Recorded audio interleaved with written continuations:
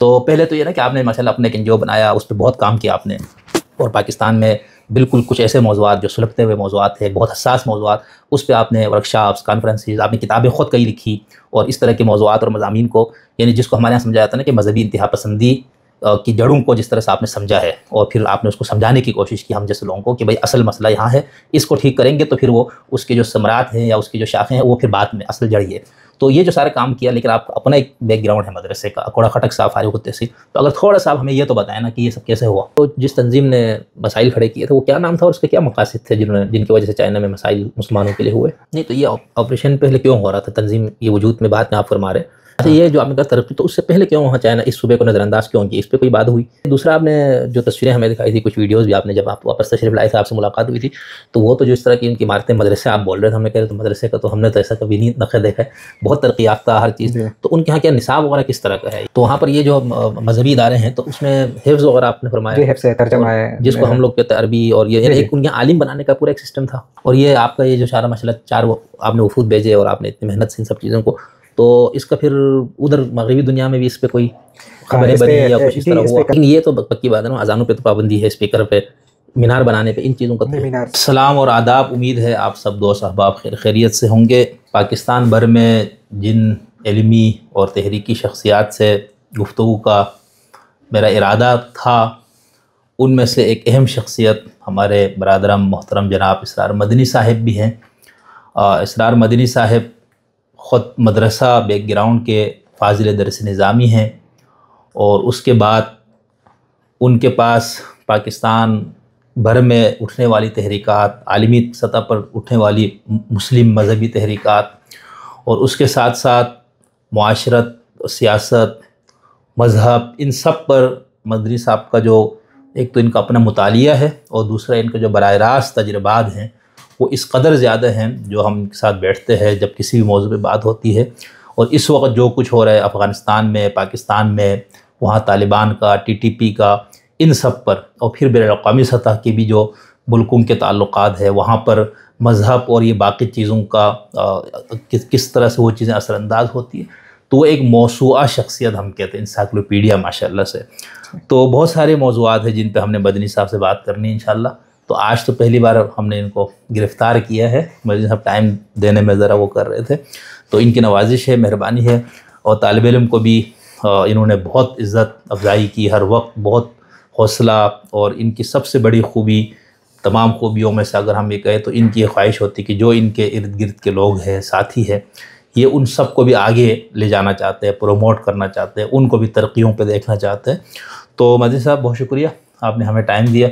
मेरी ख्वाहिश ये है कि मैं कुछ मिले जुले मौज़ूआत पे बात करूँ, लेकिन एक अहम टॉपिक जो मैं गुज़श्ता 3 साल पहले ग़ालिबन, आप जब यहाँ से चाइना, यहाँ से कुछ हमारे उलमा को और कुछ मजहबी स्कॉलर्स को या कुछ 1-2 सियासतदानों को भी आप लेकर गए थे, तो उसका बड़ा शोहरा हुआ था, और उस वक्त मैंने आपसे रब्ता किया था भाई मैं इस मौजू पे आपसे बात करूँगा। और ख़ास तौर पर हमारे यहाँ जो एक तस्वुर है कि वहाँ पर मुसलमानों के साथ बहुत जबर का सलूक है और बहुत उनके साथ ज़्यादतियाँ होती हैं, तो इस तरह के 1-2 चीज़ों पर आपके तजर्बात क्या रहे वहाँ पर, और क्यों आपने ये रास्ता इसका इंतखाब किया, तो इस तरह की कुछ चीज़ों पर मैं आपसे कुछ मालूमात लेना चाहूँगा। तो पहले तो ये ना कि आपने माशाल्लाह अपने एक एनजीओ बनाया, उस पर बहुत काम किया आपने, और पाकिस्तान में बिल्कुल कुछ ऐसे मौज़ूआत जो सुलगते हुए मौज़ूआत है, बहुत हसास मौज़ूआत, उस पे आपने वर्कशॉप्स, कॉन्फ्रेंसेस, आपने किताबें ख़ुद कई लिखी,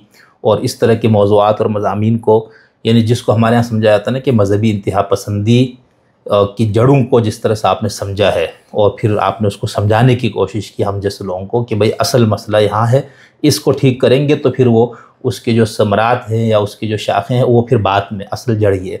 तो ये जो सारा काम किया, लेकिन आपका अपना एक बैकग्राउंड है मदरसे का, अकोड़ा खटक से आप फारिग होते सी, तो अगर थोड़ा सा आप हमें ये तो बताएं ना कि ये सब कैसे हुआ। अच्छा जी, बहुत शुक्रिया। और मेरी जो इग्नोर करने का, या मैं कह रहा हूँ कि उसमें हिचकिचाहट की जो बात थी, उसकी बुनियादी वजह ये थी कि चूँकि आपका हल्का जो है बहुत सीरियस है, बहुत इल्मी है, और आला पाए के दर्जे के लोग हैं, और वो बहुत अहम मौज़ूआत पे बात करते हैं, और मैं एक तालिब इल्म की हैसियत से मैं हमेशा उसको सुनता भी हूँ, और जो आपकी डिबेट्स है वो बहुत गहरे होते हैं और टाइम पर टाइम मुझे उससे सीखने का मौका मिलता है। तो इस वजह से मैं इन मौज़ूआत पे जो कि मुझे लगता है कि कोई बहुत ज़्यादा अहम नहीं है या अहम है लेकिन इतने ज़्यादा गहरे नहीं है, तो इस वजह से मैं इस लायक नहीं समझता कि मैं इस पे बहुत अपनी गुजारिशात कर लूँ। मुझसे पहले कुछ सीनियर स्कॉलर्स हैं, उन पे लिखती भी हैं, बोलती भी हैं।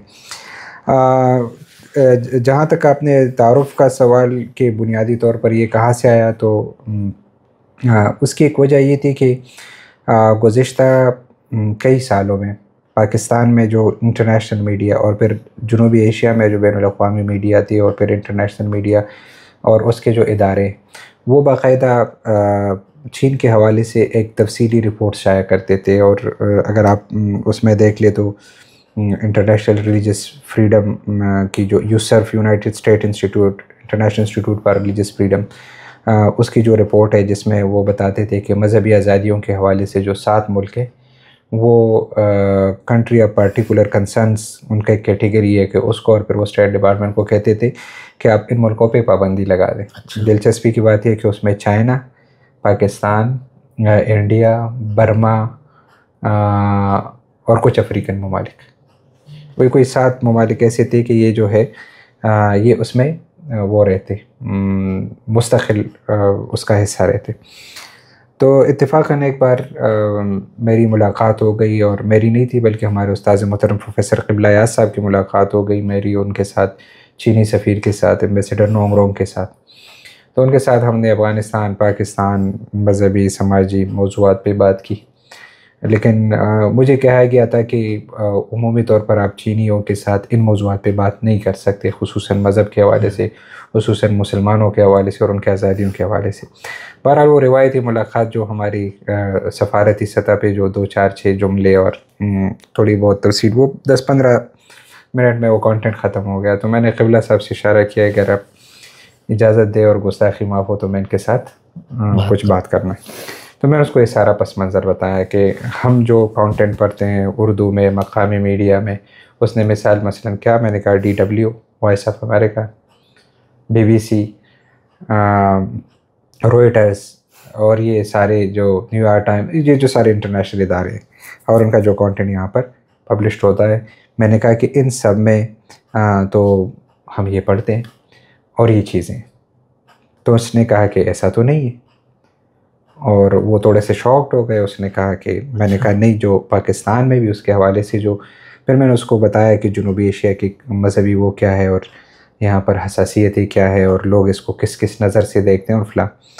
तो उसने फिर मुझे कहा कि आप ये कर ले कि आप एक अगले दिन आ जाएं मेरे घर पे, और जो हमारे सफारती टीम है हल्के, उनसे आप बात कर लें। मैं समझा कि वैसे मुझे मोटिवेट करने के लिए उसने गुफ्तगू में ये भी कहा कि वो गुफ्तगू सुनने के बाद जो एविडेंस है, तो उसने क़िबला साहब को कहा कि इसको फेडरल मिनिस्टर होना चाहिए। तो क़िबला साहब ने कहा ये हो जाएगा। तो मैंने उसको मजाक में कहा कि बस मैं हो गया हूँ अगर आपने कह दिए। तो बहरहाल एम्बेसडर नोंगरोंग ने वो गुफ्तगू सुनी। उसके बाद मैंने कहा ये वैसे मुझे मोटिवेट करने के लिए कह रहा है, लेकिन जैसे मैं आया तो 2 दिन बाद उसके सेक्रेटरी का मैसेज आया और वो कह रहे हैं कि एम्बेसडर साहब कह रहे हैं कि आप किस दिन अवेलेबल हो, कि हम वो सेशन रखना चाहें।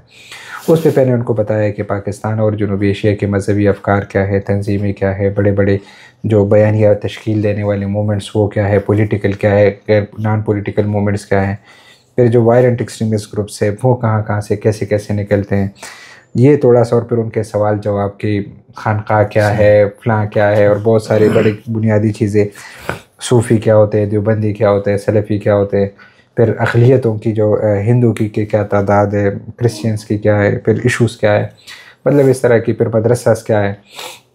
इस पे हमारी मतलब 1 घंटे की नशिश थी, कोई 2.5 घंटे पे चली गई। और उनको फिर मैंने कुछ रिकमेंडेशंस दी कि इस वक्त ये वाला एरिया, ये वाली जगह जो है वो बिल्कुल एक्सप्लोर नहीं है, और जो ख़बरें आते हैं वो इस तरह की। दूसरा ये कि उन्होंने उसको इनकार किया और कह रहा है ऐसा नहीं है। अच्छा। लेकिन मैंने उस पर कहा कि फिर आप बता दें कि कैसा है, हम जो पढ़ते हैं उसमें तो यही है।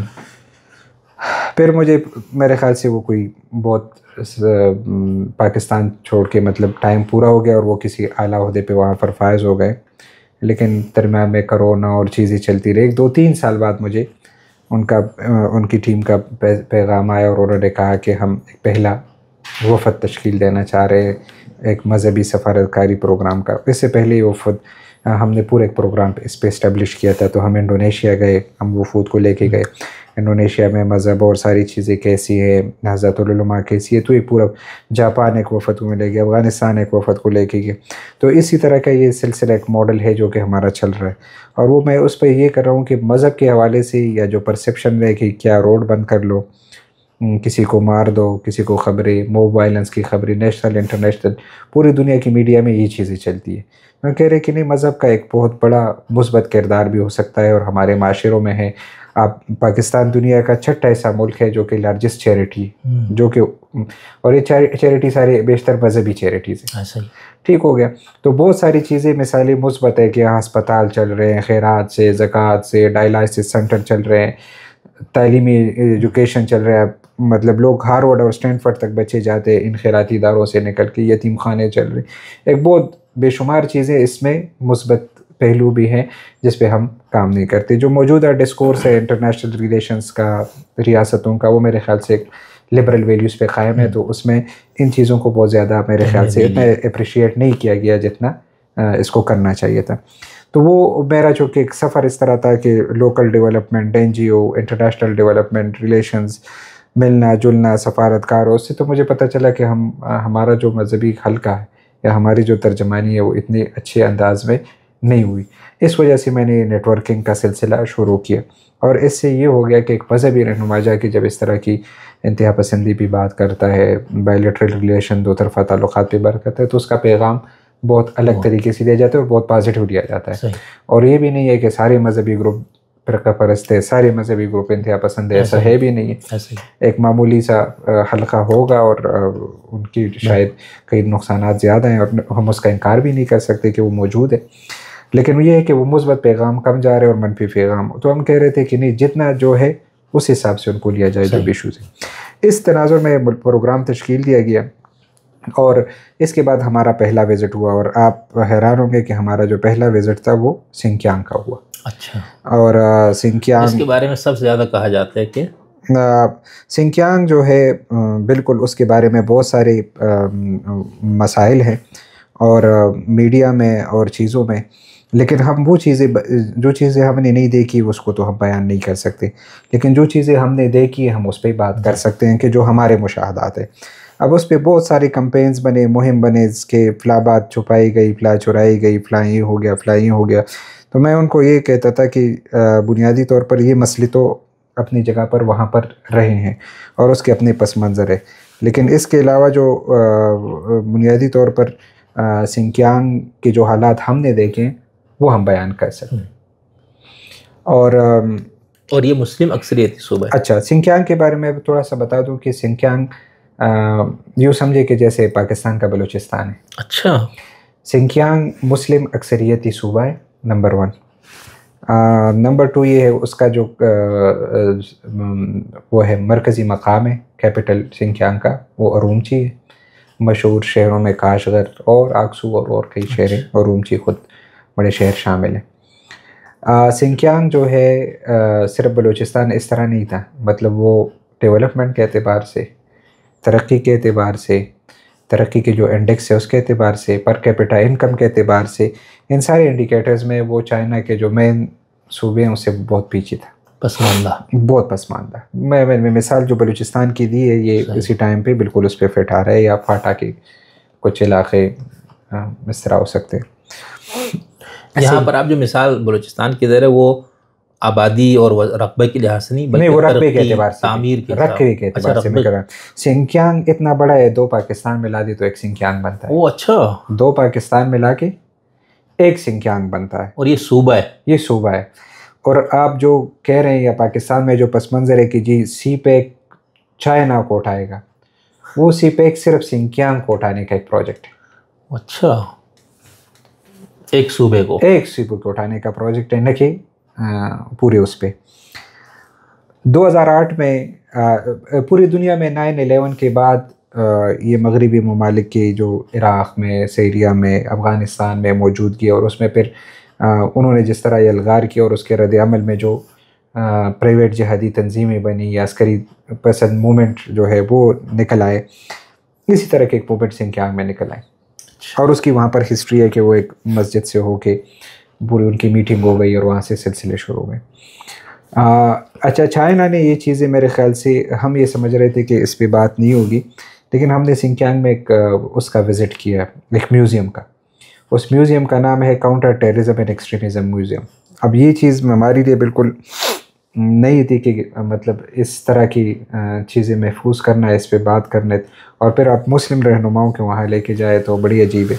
तो जो वीडियो और ये जो म्यूजियम बनाया मेरे साहब देखा ना, उनका पहला तजर्बा था इस तरह मजहबी एक्सट्रीमिज्म का मेरे ख्याल से चाइना जी को, जी, और वो भी सिर्फ मुसलमानों के एक तबके से। तो उसके बावजूद उन्होंने इसको इतना संजीदा लिया और इससे बड़ा, और उन्होंने पूरे वहाँ जो चीज़ें बरामद हुई, किसी के पास खंजर है, किसी के पास पिस्टल है, क्या क्या हुए, वो वीडियोस भी थे। जब उसका जो काशगर की जो मरकज़ी मस्जिद है, ईदगाह उसे कहते हैं, वो ईदगाह कहते हैं। तो ईदगाह जो मस्जिद है वो बहुत भी पुरानी है, पुरानी लकड़ियों से बनी, बहुत तारीखी है। और मतलब ईद पे और उस पर 50-60 हज़ार लोग फिर जमा होते हैं वहाँ, जो ईद की इज्तिमा होती है इतनी बड़ी होती है। तो ईदगाह मस्जिद में के जो मेन ख़तीब थे, उसको भी वो जो मुसल्ला ग्रुप है उनको लेके गए थे, उसके सर पे यानी रात को लेके फिर उसको मारा भी था। उन्होंने उसकी भी लगाई है कि जो मस्जिद का इमाम है वो इनके साथ क्या हुआ, जो चाइनीज़ बता रहे थे, और उसकी अब उसका बेटा उस मस्जिद का इमाम है, उसी मस्जिद का। अच्छा, तो बहरहाल हमें कई चीज़ों के देखने का इत्तेफाक हुआ, और फिर 2008 से 2016 तक के लगभग, अच्छा 2008 में जो वहाँ की लाइफ स्टाइल है काशगर का, हमें उन्होंने सारी डॉक्यूमेंट्रीज़ बनाई कि यहाँ लाइफ कैसी थी। तो जैसे बलूचिस्तान में अब भी यानी जो फ्लश वॉशरूम, और ये समझे कि टाइल्स नहीं लगे, वो पुराने घर ऊपर घर में वो आप जमा कर लें, और बिल्कुल एक बदतरीन सूरत हाल जो हमारे यहाँ या कैंप रिफ्यूजीज़ कैंप्स में होता है या ऐसे कच्ची आबादियों में होता है, चाहे बलूचिस्तानी, हमारे यहाँ भी जो कच्ची आबादियाँ होती है वहाँ पर, इस लाइफ की वो ज़िंदगी थी लोगों की। तो वो उस पे था कि वो पूरी म्यूज़ियम में वो फिर कह रहे हैं कि प्रेसिडेंट शी जिनपिंग जो यहाँ आए हैं सिंकियांग, उसने देखी हालत, उसने कहा कि ये बंद नहीं करेंगे तो, और बंद नहीं उड़ाएंगे तो और करेंगे क्या। अच्छा। ये जो लाइफ है, ये लाइफ स्टाइल है। फिर उसने उसके लिए $1 बिलियन पैकेज मंजूर कराए और फिर उसने डेवलप किया। अब दिलचस्प बात यह है कि उसने काशगर को एक सकाफती टूरिस्ट शहर के तौर पर बनाया।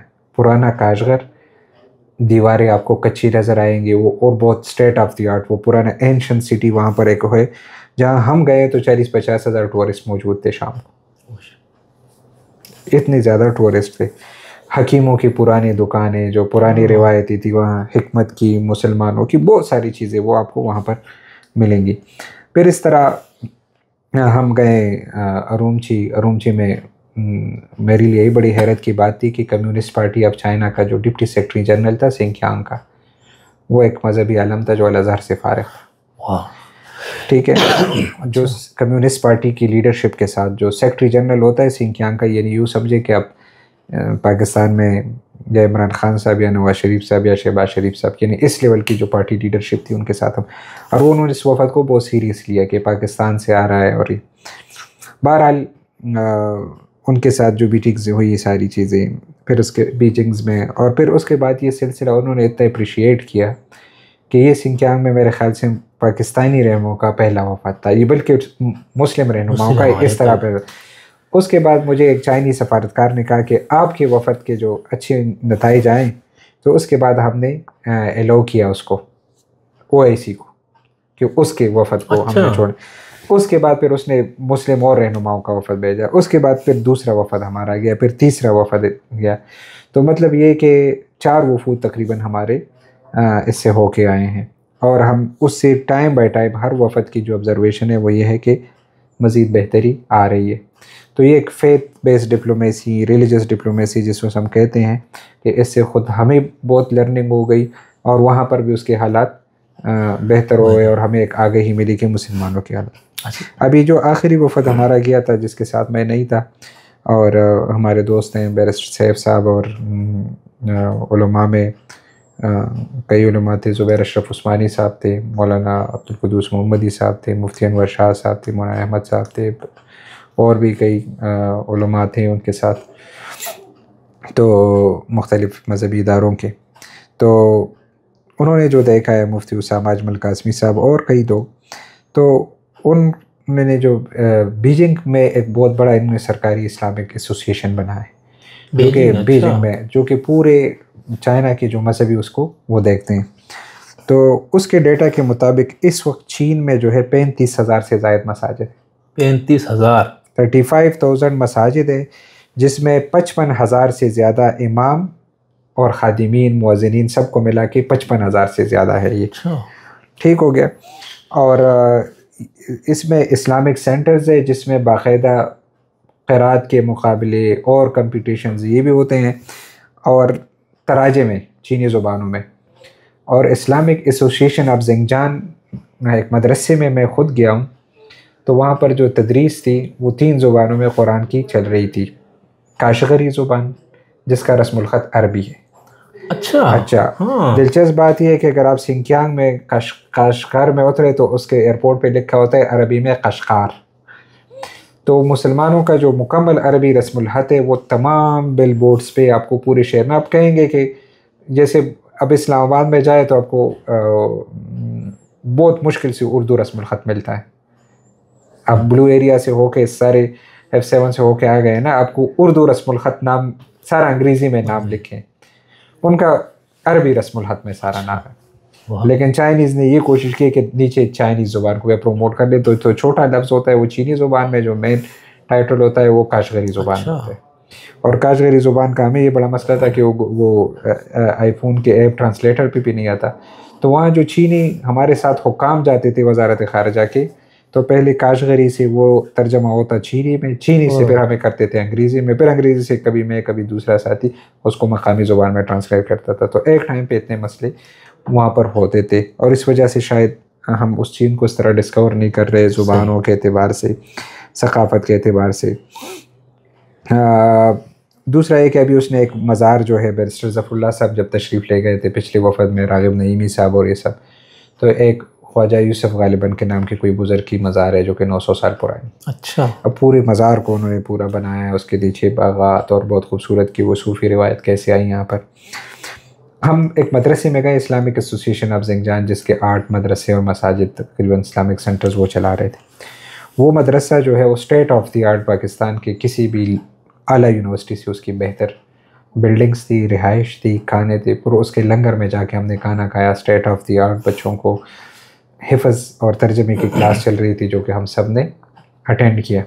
फिर वो हमें लाइब्रेरी पे गए, state of the art library थी, और उन्होंने बुखारी शरीफ के, मुस्लिम शरीफ के और कुरान मजीद के जो तराजिम मकामी ज़ुबानों में किए थे, वो उसकी जो तबात और मयार, और हमने पूछा कि कहाँ से आ रहा है, उसके कह रहे गवर्नमेंट इसको फ़ंड कर रही है, गवर्नमेंट इसको खुद फंड कर रही है। आप कोई नुस्खा लाए? बहुत ज़्यादा थे वो तो हमें, लेकिन उसकी वीडियोज़ मेरे पास है। हाँ, वो मैंने वीडियोज़ वहाँ पर बनाए कि ये क्या है और क्या नहीं है। तो ये इस तरह के ये एक मैं ये समझता हूँ कि हमारे लिए एक बहुत ज़्यादा, अब जो ईदगाह मस्जिद है वो ख़ुद 500 साल पुरानी है।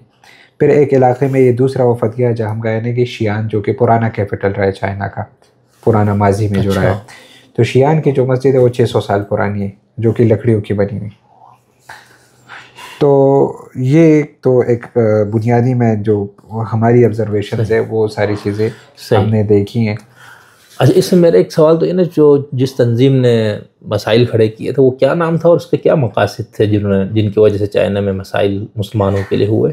अच्छा, इसमें 2 चीज़ें हैं कि क्या ये मसाइल चीन में उसी तरह हैं। चीन की सोसाइटी बिल्कुल अलग है, उसको आप मगरिब या अमेरिका या उस तनाजुर में आप नहीं दे सकते। वो पाकिस्तान से भी बिल्कुल अलग है। सही। उनका निज़ाम हुकूमत और सारी चीज़ें, और मेरे ख्याल से वो उस तरह कर रहे हैं। तो एक सोशलिस्ट या कम्युनिस्ट, ये सारी चीज़ें जो है उसमें बुनियादी तौर पर ये सिलसिले मुसलसल चलते रहते हैं। अब उस कॉन्टेक्स्ट में अगर आप देख लें तो अगर उसको आप मगरिब से या अमेरिका से या उस पस मंज़र में देखेंगे तो फिर मेरे ख्याल से या जमहूरी माशरों में उस तरह आप देख लेंगे तो फिर आपको वो चीज़ समझ नहीं आएगी, बल्कि कन्फ्यूजन आपको होगी। तो चीन की जो सोसाइटी है वो उस कॉन्टेक्स्ट में चल रही है जो कि बिल्कुल अलग है।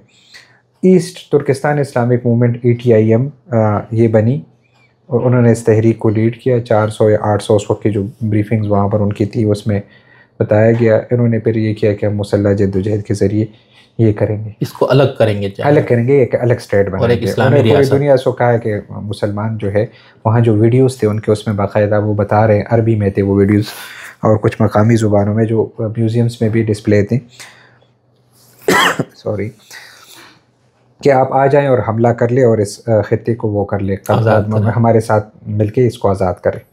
और ये मुसलमानों की आज़ादी की वो है। अब इसमें दो चीज़ें हैं, एक था काउंटर टेररिज्म ऑपरेशन, दूसरा था डेवलपमेंट एंड रिहेबिलिटेशंस। चीन ने वहाँ पर ये दोनों काम की। अब पूरी दुनिया में जब भी ऑपरेशंस होते हैं, जैसे इराक़ में हुआ, शाम में हुआ, आपको पता है कि बहुत सारे कोलेटरल डैमेजेस होते हैं हमारे यहाँ इलाकों, हमारे इलाकों हर जगह होते हैं। तो इसमें बहुत सारे लोग निशाना बने, बहुत सारे शायद गलत बने, बहुत सारे ठीक बने, और उसकी बुनियाद पे मकामी कुछ तहरीकें बने जिसको बहुत ज़्यादा वेस्ट में हाईलाइट किया गया इंसानी हुकूक़ की तंजीमों ने। और मैंने ख़ुद देखा है कि ख़ुद कोई 6 से ज़्यादा ऐसी तहरीकें हैं जिसको अमेरिकी स्टेट डिपार्टमेंट ख़ुद सपोर्ट करती हैं। अच्छा। मैं ताइवान गया जो कि चीन का कश्मीर कहा जाता है, और वहाँ पर अमेरिकी बाराक ओबामा के एडवाइज़र कह रहे थे कि मतलब ताइवान यानी एक ऐसा सूबा है जो को अक़वाम मुत्तहिदा उसको चीन का हिस्सा मानता है, लेकिन अमेरिका और बहुत सारी जो उनके लाइज है वो समझते हैं ये एक अलग मुल्क है ताकि चीन से अलग हो जाए। और दुनिया की जो चिप इंडस्ट्री है जो आपके फ़ोन समेत हर जगह लगती है वो ताइवान में 90% या इससे ज़्यादा वहाँ से तैयार होती है। तो उनके साथ वो कन्फ्रंटेशन चीन की, मैं कहा जैसे कश्मीर का एक इशू है, दोनों साइड पे वो इस तरह का एक इशू है। तो नहीं, तो ये ऑपरेशन पहले क्यों हो रहा था? तंजीम ये वजूद में बाद में आप फरमा रहे इन्होंने इसको बनाया कि भाई, अच्छा, इन्होंने जब ये आज़ादी की तहरीक की, जैसे हमारे यहाँ जिहादी तंजीमें बनी उस फॉर्मेट में अगर हम आसान कर ले, जैसे TTP कहते हैं हमें फाटा दे दो या हम इस पर ये साई इनको नहीं मानते, तो वो कह रहे थे कि हमारी जगह और मुसलमानों की जगह और हम करेंगे। तो वो चीनी सफारतकार से मैंने मजाक के तौर पर कहा कि ये कहते हैं कि ये तो 900 साल से हमारे पास है। तो उसने कहा चीन तो फिर यहाँ 3000 साल से पड़ा है चीनी तहजीब तो बहुत पुरानी है। कह रहे हम 3000 साल से, जहाँ पर मुसलमानों का वो ही नहीं था। बिल्कुल।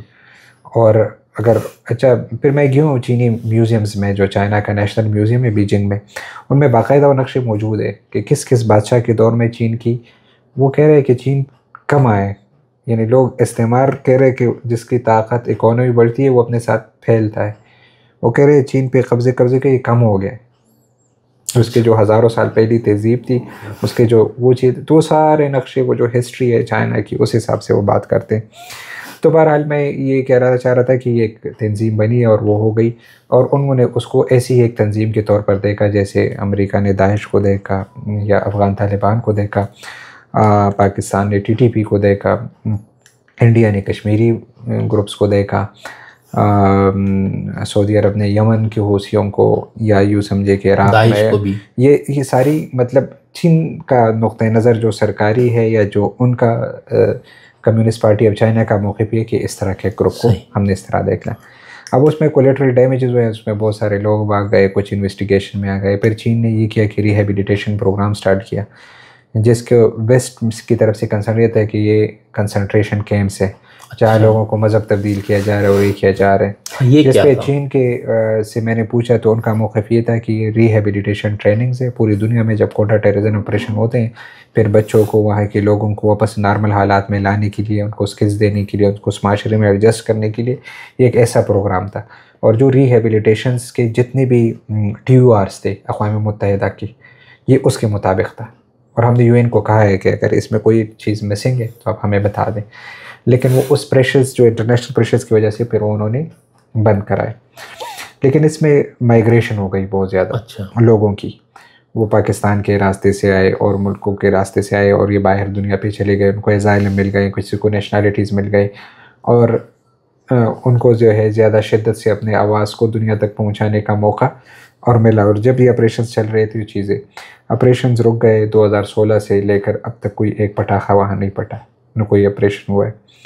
और डेवलपमेंट ऐसी हो गई रातों रात कि आप हैरान हो जाएंगे कि काशगर के, अरुमची के कुछ एरियाज़ आपको ऐसे लगेंगे कि बहुत हिस्टोरिकल और वो हैं, मसाजिद मीनार हैं, मतलब एक जगह पे हम खड़े हुए तो 4 मसाजिद थे 300 मीटर में, 4 मसाजिद।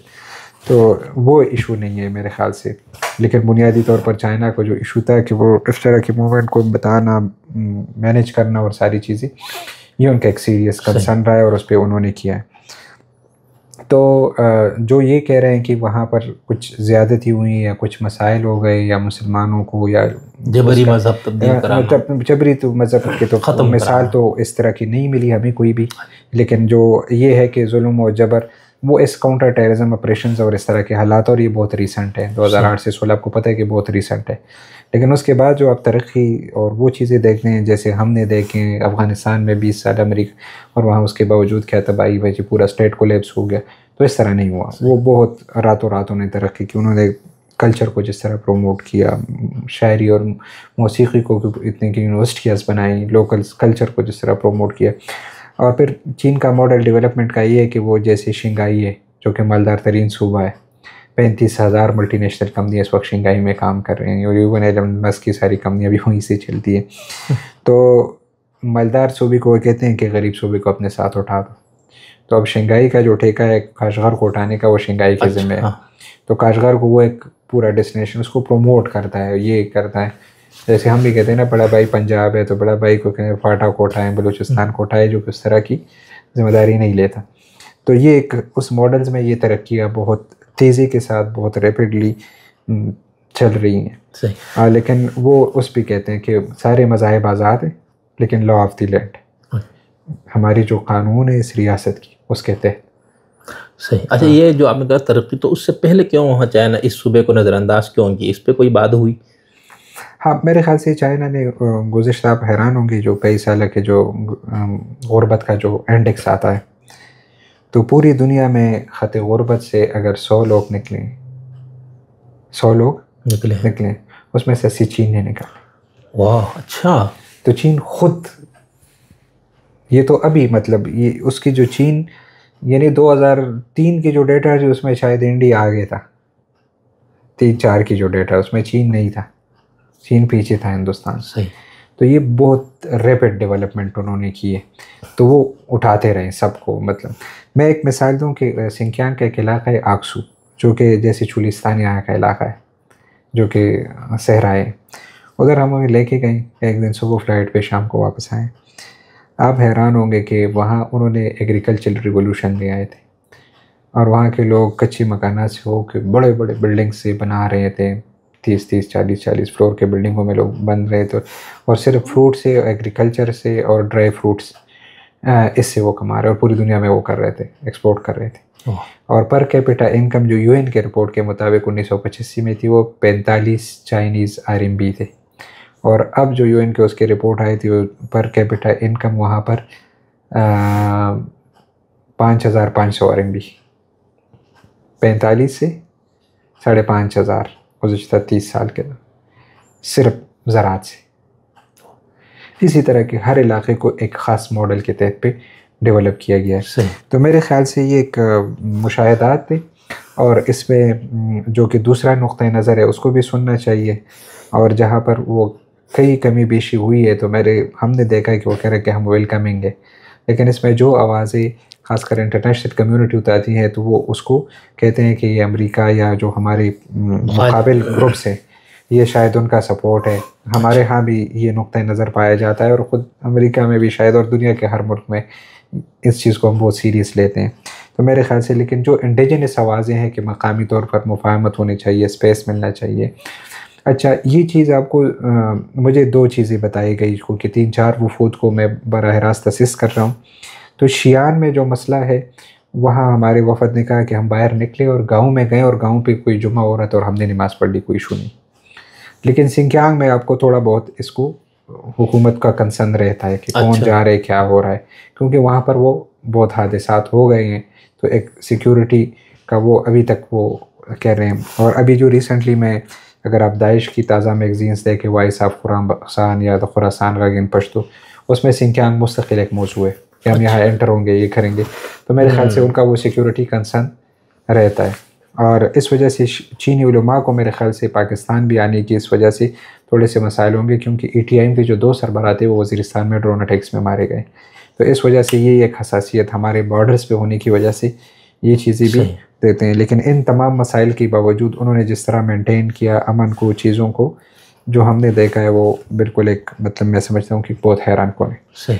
तो मैं ये नहीं समझता कि अगर आप उसको जैसे अमेरिका में या UK में जिस तरह या और मगरबी माशरों में मुसलमान जिस तरह रह रहे हैं, किस तरह उस तरह की आज़ादी या जो जमहूरी माशरे होते हैं, जैसे कल मतलब परसों आप देख रहे हैं एक तंजीम उठी है लाहौर से तो पूरा इस्लामाबाद बंद, ये कंसेप्ट वैसे ये चीन में वैसे चलने वाला नहीं है। तो उस पैरामीटर से, उस नुक्ते नज़र से इसको हम नहीं देख सकते। बिल्कुल। अच्छा, इसमें एक चीज़ बताना, आपने फरमाया कि वहाँ पर 35,000 मसाजिद, ठीक, और कौन सा शहर बताया, दारुल हुकूमत, जहाँ पर वो बड़ा सेंटर इस्लामिक है, वहाँ से बीजिंग में चलता है। तो इन सब का क्या कोई वहाँ चंदे मंदे का सिस्टम है? ये सब रियासत इसको सपोर्ट की, और खासकर जो गरीब इलाकों में वहाँ तो डबल फंड दी। उन्होंने कहा कि वो मस्जिद गंदा नहीं होना चाहिए, साफ़ होना चाहिए, नया होना चाहिए, उसमें चीनी तहजीबी रंग होना चाहिए, जो कि सिंकियांग के वो तहजीबी रंग भी होना चाहिए और सफाई सुथराई। तो ये तनख्वाहें मनख्वाहें सब सरकार, सब हुकूमत, यानी एक कम्युनिस्ट रियासत जाती थी वो देती, वो इस्लामी ये सब कामों ये मेरे ख्याल से जो सिंकियांग का भी इशू था ये एक मजहबी इशू कम था, ये एक वो था, क्योंकि चाइना की जो मेजॉरिटी है वो हान कम्युनिटी है। जैसे पाकिस्तान में, बलूचिस्तान में और पश्तून में आवाज़ उठती है ना कि पंजाबी इस्टेब्लिशमेंट, पंजाबी हुक्मरान, तो वहाँ हान जो है वो मेजॉरिटी है। सही। तो हान जॉब में भी घुस जाता है, इंडस्ट्री में भी घुस जाता है। ये बकिया यानी ये माइनॉरिटीज़ ग्रुप्स हैं, काशगरी, क्या कहते हैं उसको, योगोर, ये सारी जो कम्युनिटीज़ हैं ना, ये तो उस वजह से वो एक उनके यहाँ ये एक मुकाबलाबाजी या ये है कि वो चीज़ें साथ साथ चलती है, जैसे हमारे यहाँ चलती है मूवमेंट्स, और वो तो एक इख्तिलाफ राय या बहस मुबाहिसे और सारी चीज़ें ये साथ साथ चलती है, मुकाबलाबाजी। तो ये उस तरह की मूवमेंट्स थी जिसको फिर चूँकि वो ग्लोबल जिहाद के कॉन्सेप्ट आया, जिसने तमाम माशरों को, आपने देखा कि किसी मुस्लिम माशरे में बहुत मुश्किल से लोगों ने सर्वाइवल किया। उसमें पाकिस्तान आप देख रहे हैं, एक आज़ाद जमहूरी माशरा है, यहाँ पर कैसे कितने मुश्किल से हम मैनेज नहीं कर पाए उस तरह। तो यहाँ पर भी तो डेफिनेटली वहाँ तो कम्युनिस्ट रिजीम है, हुकूमत है और सारी चीज़ें हैं, तो उसके लिए तो जवाज़ बहुत सारे बनते थे। तो इस वजह से मेरे ख्याल से ये इशू है। सही। और दूसरा, एक तो ये दूसरा, आपने जो तस्वीरें हमें दिखाई थी, कुछ वीडियोस भी आपने, जब आप वापस तशरीफ़ लाए थे, आपसे मुलाकात हुई थी, तो वो तो जो इस तरह की उनकी इमारतें, मदरसे आप बोल रहे थे, हमने कह रहे तो मदरसे का तो हमने तो ऐसा कभी नहीं नक्शा देखा है, बहुत तरक्की याफ्ता हर चीज़। तो उनके यहाँ क्या निसाब वगैरह किस तरह का है? ये अच्छा, निसाब हमारी बड़ी तफसील से बात नहीं हुई, लेकिन मेरे ख्याल से चीनियों को जनूबी एशिया का मजहबी मॉडल वो नहीं ले रहे कुछ इस सारे मामलात में। मज़हब का जो मॉडल है, 2-3 चीज़ें जनूबी एशिया में या मशरक़ वस्ता, चीन ये दोनों नहीं ले रहा। अच्छा, तो क्या ले रहा है? चीन तुर्की और अल-अज़हर। अच्छा, जो मैंने नोट किया है। सही। वो अल-अज़हर का मॉडल ले रहे हैं और तुर्की का।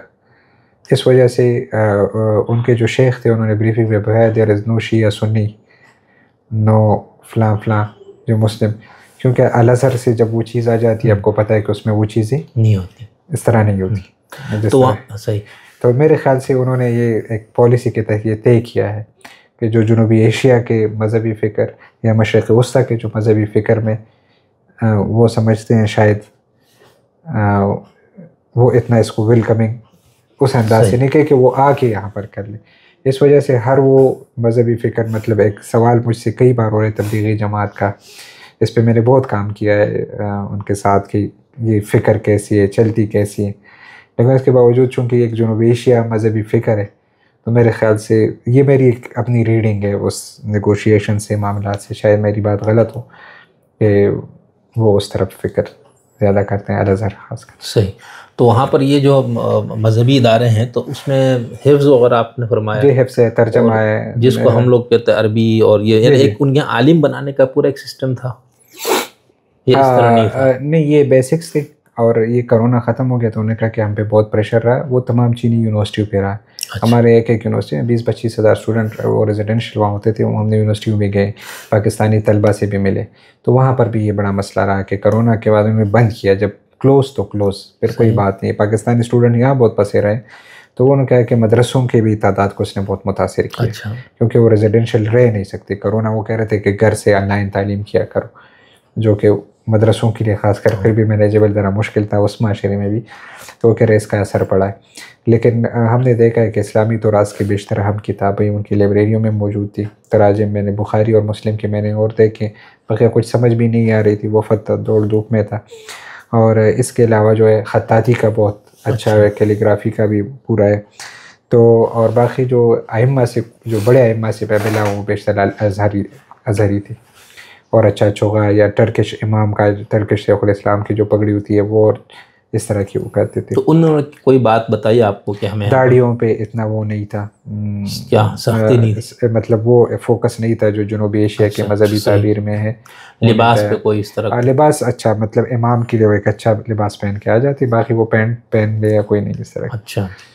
और वहाँ पर इनको ये हलाल फूड और इस तरह के जो मसाले, हलाल के जो पूरे चीन में, शंघाई में जब हो गए सारे मुस्लिम अक्सरियत गैर अक्सरियत इलाके जहाँ पर सारे कम्युनिस्ट रहते हैं, वहाँ भी हलाल फूड शिनचांग का लोग पसंद करते हैं। शिनचांग जैसे अफ़गानी रेस्टोरेंट, शिनवारी रेस्टोरेंट लोग कराची और इसी तरह हर जगह आपको मिलेंगे। तो वो मुसलमानों का फूड आपको हर जगह हलाल नज़र आ जाएगा और बहुत लजीज, और लोग मेन चीनी उसको बहुत ज़्यादा पसंद करते हैं। सही।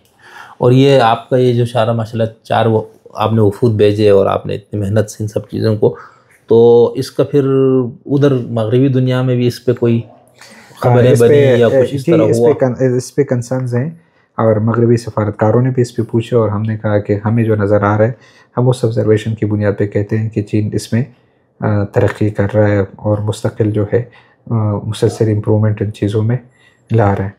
और कभी कभार इस पर तनकीद भी होती हैं, बहुत सारे लोग इस पर बहुत शदीद तनकीद भी करते हैं और उनके पास बड़े स्ट्रॉन्ग आर्गूमेंट्स भी होते हैं, और जिसको हम डिनाई भी नहीं कर सकते। हम उस कहते हैं कि हम उस हद तक, जिस वक्त तक हमारी ऑब्जर्वेशन है, हम वो चीज़ें बयान कर सकते हैं। सही। तो बाकी ये है कि इंडिपेंडेंटली भी मैं गया हूँ, आज़ाद तरीके से भी मैं गया हूँ, मैं सरकारी वफ़द से अलग होकर भी गया हूँ कि उस माशरे का एक तजिया करूँ। तो जिस तरह की तस्वीर हम यहाँ पर तहरीरों में पढ़ते हैं, और फिर वहाँ की मतलब पूरी रातें मैंने वहाँ के टाउन्स में पैदल वॉक किया, लोगों से मिला हूँ, रेस्टोरेंट्स को लेते सारी चीज़ें। तो मतलब जो हमारे यहाँ हालत है कि जगह जगह चेकअप और वो एक खौफ है, वो चीज़ वहाँ मैंने नहीं देखी, जो कि मुमकिन है कुछ लिमिटेशंस हो, कुछ क़वानीन सख्त हो, कुछ ऑब्जर्वेशंस हो, सारी चीज़ें हो, लेकिन वो बड़ी सतह पे जिसको बड़ी तस्वीर में आप देख लें तो मेरे ख्याल से उस तरह के मसाइल अब नहीं देखे। शायद 2016, 13, 15 जो ऑपरेशंस चल रहे थे वहाँ कुछ कहानी और होती, उसकी वीडियोस भी आ रहे हैं कि पूरा सिंकियांग बंद है, फलाएँ, लेकिन अब वो सूरत हाल नहीं। लेकिन ये तो पक्की बात है ना, अजानों पे तो पाबंदी है, स्पीकर पे, मीनार बनाने पे, इन चीज़ों का तो मीनार हमने देखे खुले, अजान भी हमने सुने, पूरा ऊँची शहर में जहाँ 300 सुने। अच्छा। हमें ये था कि जमात, बाज़ लोग जाते वो कह रहे ये जमात नहीं कर रहे थे, ये एक बड़ा सवाल होता है। क्यों? वो असल में जो सिंकियांग का टाइमिंग जोन है ना, वो बड़ा अजीब है। अच्छा। वहाँ जो मगरिब की नमाज का टाइम हो रहा है वो कोई रात के 9:30 बजे। अच्छा। और जो इशा की नमाज का है वो 12, 11:30 बजे रात की टाइम दाखिल होता है। तो टाइम जोन के अलग होते हैं, हमारे अलग। ख़त्म बाकी आपको वहाँ पर वो ठीक। तो मेरे साथ बहुत शुक्रिया। मैं असल में इस पे तो कुछ बातें और रह गई है, लेकिन ये तालिबान और इन सब पे भी आपसे मैंने किसी दिन टाइम और वे कर लेंगे इंशाल्लाह। वो और कभी, क्योंकि आपको आगे मीटिंग में आपने टाइम भी दिया हुआ। थैंक यू सर, बहुत शुक्रिया, बहुत अच्छी और बहुत मुफस्सल गुफ्तगू हुई इस मौजूद पर। थैंक यू जी, बहुत शुक्रिया। एंड बहुत माज़रत के साथ के चीन के हवाले से हमारे ऑब्जर्वेशन इंशाल्लाह एक और में हम फिर तफसील के साथ डिस्कस कर लेंगे, और जो मसाइल हैं, जो मगरिबी नुक्ते नज़र है, उसको भी डिस्कस करना चाहिए और उसको मौजू में लाना चाहिए। हमें ये नहीं कहना चाहिए कि हर जगह सब कुछ अच्छा है। कहीं पर तनकीद हो रही है, उस तनकीद को भी मुस्बत लेना चाहिए, और मेरे ख्याल से चाइना ने भी उस तनकीद को मुस्बत लिया है। लेकिन चाइना के साथ आपको जो तरीक़ेकार है एंगेज करने का, वो बिल्कुल अलग है बक़िया दुनिया से। उनका जो माशरती और समाजी साख्त है वो भी बिल्कुल अलग है बाकी दुनिया से। तो मेरे ख्याल से उस पस मंज़र में, उस तनाजुर में अगर आप उसको समझने की कोशिश करेंगे, पढ़ेंगे, और इस वजह से अगर वो अब मतलब हम इसको इग्नोर नहीं कर सकते, और हमारे जुनूबी एशिया और पाकिस्तान के लिए बहुत इम्पोर्टेंट, बहुत ज़रूरी है। और इस वजह से हमारे यहाँ एक मशहूर बयानिया था कि जी हमने रूस को शिकस्त दी और फिर अमेरिका को शिकस्त दी। तो मेरी राय ये थी कि हम तीसरे शिकस्त पे न जाएं, हम मुफाहमत से, मुकालमे से मिल के तरक्की करें, एक दूसरे के इस्तिफ़ादे, तालीमी तबादले करें, मजहबी कर ले, समाजी कर ले, सनती कर लें और हम आगे बढ़ें। ये हमारा एक नुक्ता नज़र है। और बहुत थैंक यू सर, बहुत शुक्रिया।